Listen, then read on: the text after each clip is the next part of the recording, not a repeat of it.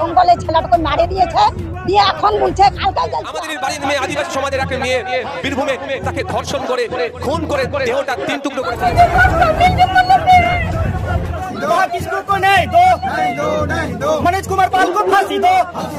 আদিবাসীদেরকে বলা হয় এরা হিন্দু, তাহলে আজকে যদি আদিবাসী হিন্দু হয় তাহলে বাহা কিস্কুর মতো একজন কুলের মতো মেয়েটিকে ধর্ষণ করে এইভাবে নৃশংসভাবে হত্যা করে দেওয়া হলো, তাহলে সেই হিন্দু সংগঠনটা কে কোথায়, সেই হিন্দু পরিষদ কোথায়, সেই RSS কোথায়? একটি ভদ্র মহিলা যে নিজেকে তথাকথিত উচ্চ বর্ণে দাবি করে টুডু, হাঁসদা, মান্ডি এই সমস্ত টাইটেল গুলোকে লিখে কুৎসিত ভাষায় আক্রমণ করছে। আজকে আমি এই মঞ্চ থেকে দাঁড়িয়ে ওই তথাকথিত উচ্চ বর্ণের এই ভদ্র মহিলাটাকে বলছি, বিচার বিচার বিচার চাই, ধর্ষণ কি আজকের দিনের ট্রেন্ডিং টপিক, নাকি জাতিবাদ আজকের দিনের ট্রেন্ডিং? বাংলায় কোনো মহিলা ধর্ষিত হলে প্রত্যেকটা মানুষ সরকারকে আক্রমণ করে, বিশেষ করে বিজেপিতে ইট বাজিয়ে দেয়। ঠিক সেই রকম ইউপিতে বিজেপি সরকার রয়েছে, সেখানে মহিলারা ধর্ষণ হলে সেখানে যারা বিরোধী দলে রয়েছে বা যারা সামাজিক সংগঠন তারা কিন্তু বিজেপিকে ছেড়ে কথা বলে না। এর থেকে কি বোঝা যায় যে চাই ইউপিতে সরকার হোক আর চাই বাংলায় বসে টিএমসি সরকার হোক, বলি কা বখরা হয় কারা? না এই দেশের দলিত, আদিবাসী, পিছিয়ে পড়া সমাজের মানুষ আর মুসলমানরাই। কেন? তার কারণ হচ্ছে বীরভূমের রামপুরহাটে বাহা কিস্কু একজন নাবালিকা 7 ক্লাসে পড়তো, তার স্কুলের টিচার তাকে ধর্ষণ করেছে এবং তাকে টুকরো টুকরো করে কেটে বোরাতে ভরে ফেলে দিয়েছে। এইরকম অভিযোগ রয়েছে। আর এই ঘটনা যখন প্রকাশ্যে আসে, সোশ্যাল মিডিয়ায় আসে, ঠিক তখন এক ধরনের জাতিবাদী মানসিকতার মানুষ তারা সোশ্যাল মিডিয়ায় পোস্ট করে দেয় কি এই সমস্ত ট্রাইবাল মানুষদেরকে জঙ্গল থেকে তুলে নিয়ে এলে ঠিক এইরকমই হয়। তার জন্য প্রথমে বললাম যে ইউপিতে হোক আছে বাংলায় বা সারা দেশের মধ্যে যেখানেই বলিকা বখরা আদিবাসী, দলিত, পিছিয়ে পড়া সমাজের মানুষ আর মুসলমানরাই, এর থেকে প্রমাণ হয় না? একদিকে মানুষ যখন পুজো পুজো ভাবে তাদের মন মাতোয়ারা, ঠিক সেই সময়ে বাহা কিস্কুর মা অঝরে জল ঝরাচ্ছে আর আমরা পুজো পাঠে ব্যস্ত।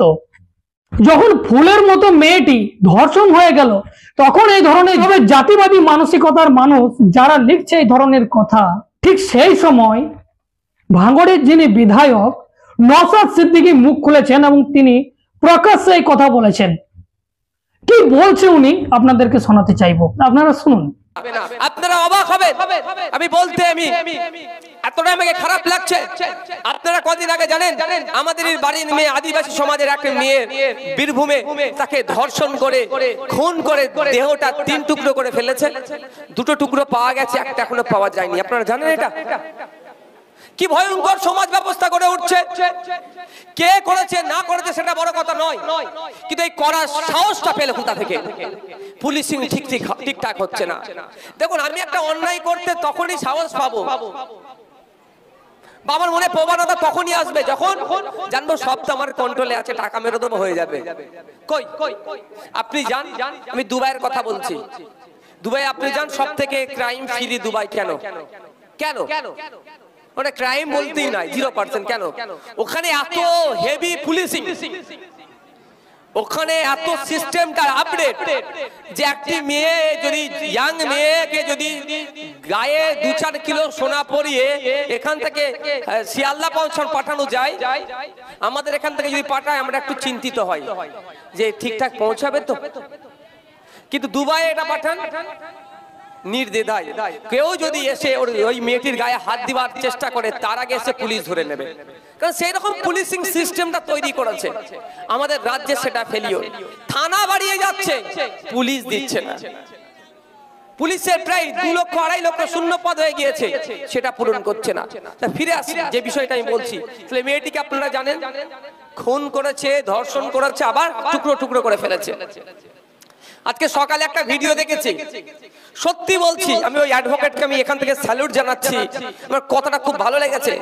ওই অ্যাডভোকেটকে প্রথম ওই কি বলবো লোক হয়েছিলেন মানে মাস্টারটাকে কি ভাষায় বলবো আমি ভাষা খুঁজে পাচ্ছি না কোন খারাপ ভাষায় বলবো ওই বর্বর মাস্টারটি ওই অকর্ম করার পরে ওই অ্যাডভোকেট কি ফোন করেছিল তখন অ্যাডভোকেটটি বুঝতে পারেনি যে এত নোংরা কাজ করেছে কিন্তু আজকে সকালে একটা ভিডিও দেখলাম ওই অ্যাডভোকেট জোর গলায় বলেছে আমি ওর হয়ে মামলা লড়বো না এটা আমাদের সমাজের গুড সাইন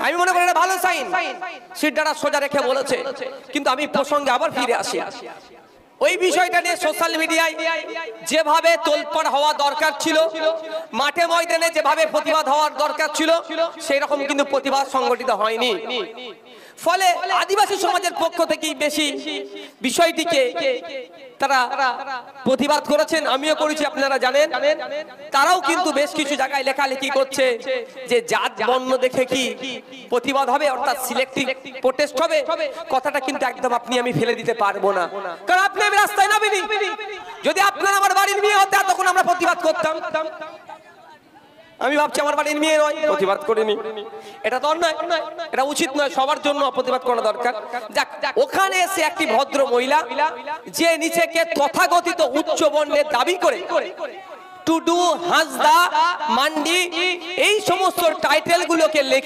লিখে কুৎসিত ভাষায় আক্রমণ করেছে আজকে আমি এই মঞ্চ থেকে দাঁড়িয়ে ওই তথাকথিত উচ্চ বর্ণের এই ভদ্র মহিলাটাকে বলছি আপনি যে সভ্যতার কথা বলছেন এই সভ্যতার জন্মদাতাদের কাছে চিনুন আজকে আপনি যে স্বাধীন ভারত পেয়েছেন এই স্বাধীন ভারতের ক্ষেত্রে ব্রিটিশকে তাড়ানোর ক্ষেত্রে ওই টুডু ওই মুন্ডা ওই হাঁসদা ওই মান্ডির পরিবারের পূর্বপুরুষদের অবদানটাকে আগে ভালো করে পড়ুন তারপরে আপনি আমার আদিবাসী সমাজ সম্পর্কে দুটো মন্তব্য করবেন আজকে এখানে আমি দাঁড়িয়ে আপনাদের মঞ্চ থেকে আমি ওই তথাকথিত উচ্চ বর্ণের ভদ্র মহিলাটাকে বলছি যারা এই সমাজকে চালাতে গিয়ে এই সভ্যতাকে চালাতে গিয়ে যারা সব থেকে বেশি শ্রম দেয় তাদের মধ্যে একটা সমাজ হচ্ছে আদিবাসী সমাজ তাদের মধ্যে একটা সমাজ হচ্ছে দলিত সমাজ তাদের মধ্যে একটা সমাজ হচ্ছে মুসলিম সমাজ এই পিছড়ে বর্গের সমাজকে আপনি যেভাবে খিল্লি করেছেন এই ধরনের কথা বলেছে ওরা নাকি বনে থাকবে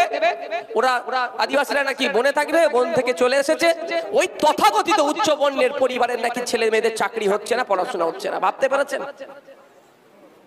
পেরেছেন বিরসা মুন্ডার জীবনী হয়তো উনি পড়েননি নালে উনি এখনো পরাধীন থাকতেন উনি হয়তো পড়েনি তিলকা বাবার জীবনী তারা পড়েনি এখনো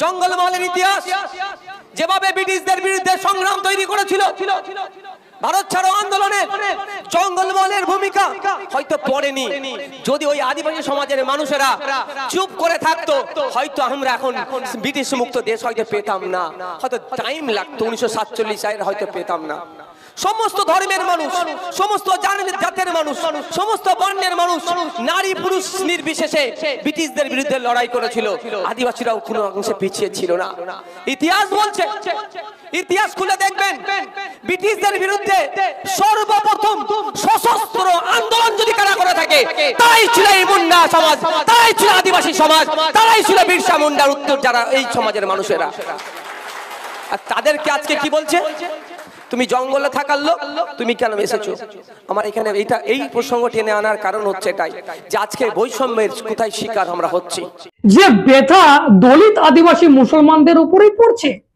আজকে আপনারা দেখেছেন যে আদিবাসীদেরকে বলা হয় এরা হিন্দু তাহলে আজকে যদি আদিবাসী হিন্দু হয় তাহলে বাহা কিস্কুর মতো একজন ফুলের মতো মেয়েটিকে ধর্ষণ করে এইভাবে নৃশংসভাবে হত্যা করে দেওয়া হলো তাহলে সেই হিন্দু সংগঠন আজকে কোথায় সেই হিন্দু পরিষদ কোথায় সেই আরএসএস কোথায় যে আরএসএস হিন্দুত্বের ঝান্ডা নিয়ে আজকে ঘুরে বেড়ালো বাংলায় সেই আরএসএস একটা ফুলের মতো মেয়েকে বাঁচানোর জন্য তারা পথে নেমেছে প্রশ্ন করেছেন তাহলে সেই হিন্দু সংগঠন আজকে কোথায় প্রশ্ন তো হবে তাহলে কি আদিবাসী শুধুমাত্র রাজনৈতিক ফায়দার জন্যই কি তারা হিন্দু আর যেই ভোট এরা লুটে নেবে সেই তখন এরা দলিত আদিবাসী যখন এই ভোট আসবে তখন এদেরকে গরম হাওয়া দিয়ে হিন্দুত্বের ঝান্ডা ধরিয়ে দাও আর মুসলমানদের বিরুদ্ধে এই চলছে দেশে তাহলে এই দেশে ন্যায় কারা করবে বাংলায় বিরোধী দলে রয়েছে বিজেপি তারা প্রকাশ্যে বিরোধিতা করছে মমতা ব্যানার্জিকে এখানে মেয়েদের সেফটি সিকিউরিটি নেই। দিনে দুপুরে যেখানে সেখানে ধর্ষণ হয়ে যাচ্ছে। তো সেই বিজেপি করনেওয়ালা মানুষদেরকে বলতে চাই, ইউপিতে কি হচ্ছে সেম জিনিস। আমি আবার রিপিট এই জন্যই করলাম যাতে আপনাদের মগজে এটা ঢোকে যে এরা উভয়েই কিন্তু রাজনৈতিক হাতিয়ার হিসাবে দলিত আদিবাসী পিছিয়ে পড়া সমাজের মানুষ ও মুসলমানদেরকে হাতিয়ার করতে চাইছে, ব্যবহার করতে চাইছে। তাই তো আজকে ভীম আর্মির মতো একটা সংগঠন যারা বাহার কিস্কুর জন্য 20 লাখ টাকা যাতে সেই পরিবারকে দেওয়া হয়, একটা সরকারি চাকরি যাতে দেওয়া হয়, যিনি এই কাজটি করছেন তার জন্য ফাঁসি হয়, তারা লাগাতার আওয়াজ উঠাচ্ছেন। আদিবাসী সমাজ থেকে বিভিন্ন সংগঠন, ভারত জাকাত বাজু পরগনা নামে সংগঠন, আদিবাসীদের বহু সংগঠন তারা পথে নেমেছে। আজকে নওশাদ সিদ্দিকী যিনি বিধায়ক, তার দলের মানুষ প্রকাশ্যে তারা র্যালি করছে। আরো ছোট বড় কিছু সংগঠন রয়েছে, রাজনৈতিক দল রয়েছে, কিন্তু এই হিন্দু সংগঠনরা কোথায় যারা হিন্দুত্বের ঝান্ডা ধরায়? কি বলবেন আপনারা এই সমস্ত বিষয় দেখে? অবশ্যই আপনারা কমেন্ট করে জানাবেন। আর যদি প্রথমবার ফেসবুকে দেখছেন ফলো করে নেবেন, আর ইউটিউবে যদি দেখে থাকেন অবশ্যই আপনারা সাবস্ক্রাইব করে পাশে থাকবেন। যদি চাইছেন দলিত আদিবাসী পিছিয়ে পড়া সমাজ এবং এই দেশের মুসলমান সমাজের আওয়াজ তুলে ধরি, তাহলে অবশ্যই আপনারা চ্যানেলের আর্থিক সহযোগিতা করতে পারেন। এখন এই পর্যন্তই, ধন্যবাদ।